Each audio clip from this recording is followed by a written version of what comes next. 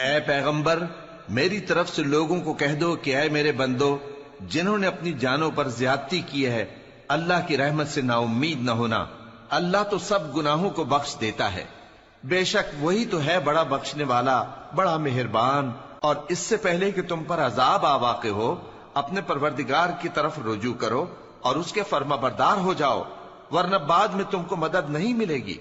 اور اس سے پہلے کہ تم پر ناگہاں عذاب آ جائے اور تم کو خبر بھی نہ ہو، اس نہایت اچھی کتاب کی جو تمہارے پروردگار کی طرف سے تمہاری جانب نازل ہوئی ہے پیروی کرو۔ ایسا نہ ہو کہ اس وقت کوئی شخص کہنے لگے کہ ہائے اس کوتاہی پر افسوس ہے جو میں نے اللہ کا حق ماننے میں کی، اور میں تو ہنسی ہی کرتا رہا، یا یہ کہنے لگے کہ اگر اللہ مجھ کو ہدایت دیتا تو میں بھی پرہیزگاروں میں ہوتا، یا جب عذاب دیکھ لے تو کہنے لگے کہ اگر مجھے پھر ایک دفعہ دنیا میں جانا ہو تو میں نیکوکاروں میں ہو جاؤں۔ ارشاد